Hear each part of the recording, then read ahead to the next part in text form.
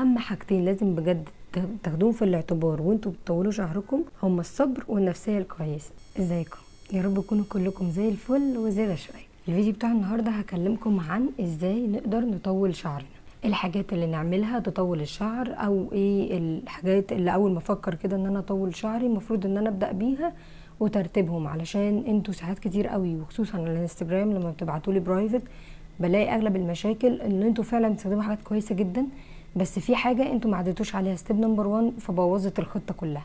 فيلا بينا. بمناسبه بقى الانستجرام، انتوا ما رحتوش دلوقتي عملتوا له فولو، انا هقوم اروح.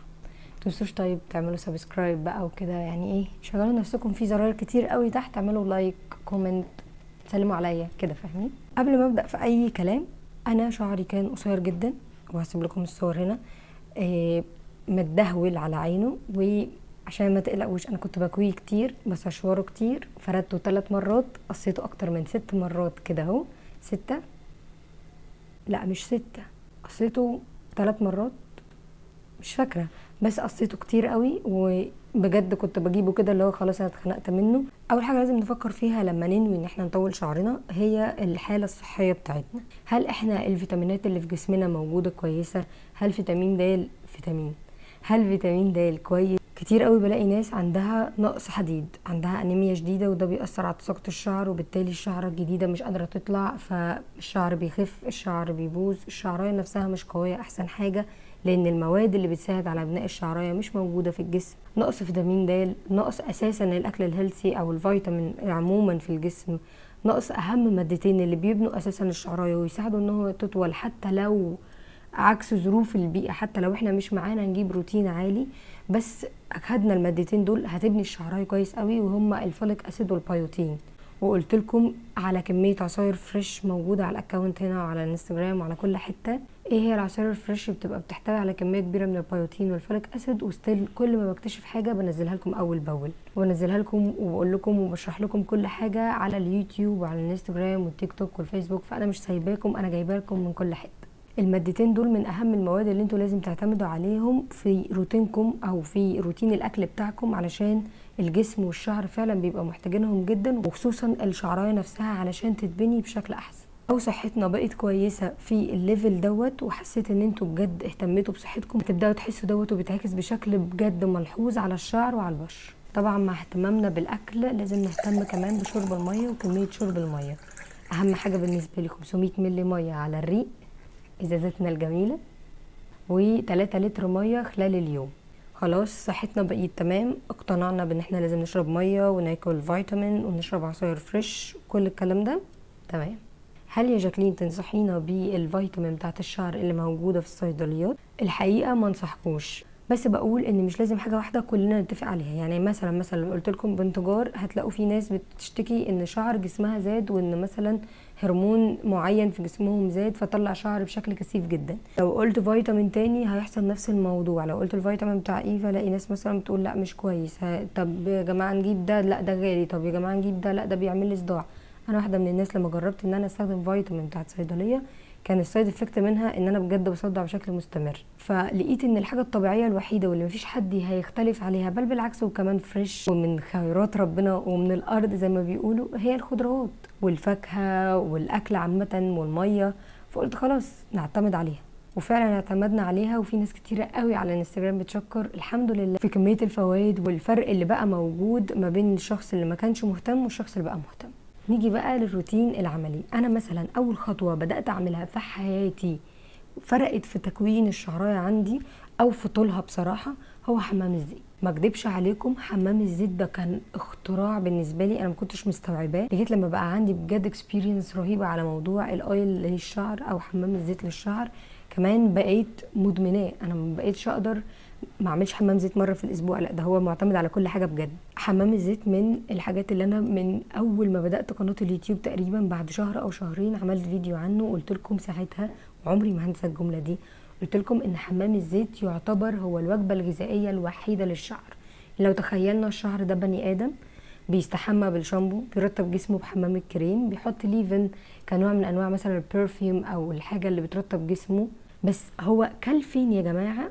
هو ولا حاجه من الحاجات دي اكلته. الحاجه الوحيده اللي بتاكل الشعر هو حمام الزيت. كمية فيتامينات وكمية مساج بيتعمل وقت حمام الزيت بيخلي الشعر لو مش هيطول ابدا لا هيطول غصب عنه. المساج نفسه اصلا بينشط الدورة الدموية وبيساعد على تدفئة الفروة وتدخيل الاويل او توزيع الاويل اصلا اللي موجود او اللي احنا بنحطه جوه المسام، فبيساعد على ان الشعر يبقى انعم اطول واكتر. لو انتم مش متخيلين اهميه حمام الزيت، فربنا نفسه بيخلي فروه الراس تفرز نوع من انواع الزيوت اللي هو بنسميه الزهم او الزهم الطبيعي، ودوت بيساعد على تنشيط الدوره الدمويه لما بنعمله مساج، وكمان بيساعد على تطويل وتتقيل الشعر. لما بنحب نسرع من الموضوع دوت او ان في ناس عندها افراز الزهم دوت قليل، فبيبداوا يزودوا عن طريق الزيوت. وبدأنا علميا نبحث عن الحاجات اللي بتساعد على تطويل وتتقيل الشعر، لان هي بتفرز مثلا هرمون بيساعد هرمون ان هو يطلع شعر احسن، زي مثلا زيت الروزماري. بالمناسبة زيت الروزماري اثبت علميا ان هو فعلا بيطلع شعر بيكافئ من اكسيد 2%، ولكن بعد ما استمر الكلام ده لمدة 6 شهور. ومن هنا نيجي نقطة مهمة جدا وهي نقطة الصبر. be patient عزيزتي، be patient please.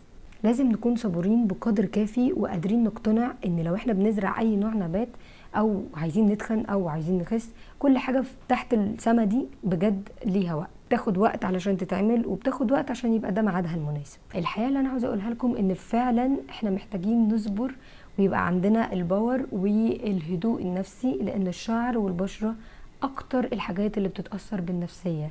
ودي نقطة مهمة تانية. بعد الصبر لازم تتحلوا بالنفسيه المظبوطه. حاولوا على قد ما تقدروا ما تاثروش على نفسيتكم باي حاجه سلبيه، وخصوصا من ناحيه شعر. اهم حاجتين لازم بجد تاخدوهم في الاعتبار وانتوا بتطولوا شعركم هما الصبر والنفسيه الكويسه. ادعموا نفسكم بكلام حلو، صدقوني هتلاقوا ده بيفرق جدا على صحتكم وبشرتكم وشعركم. ايه اكتر حاجه مهمه مش بناخد بالنا منها؟ هو الليف ان. الليف ان هو الحاجه الوحيده اللي بتحافظ على الشعرايه اللي موجوده. ما هو لو الشعرايه حافظنا عليها هتطول، ولو طولت هو ده اللي انا عاوزاه. طيب احافظ على الشعرايه ازاي؟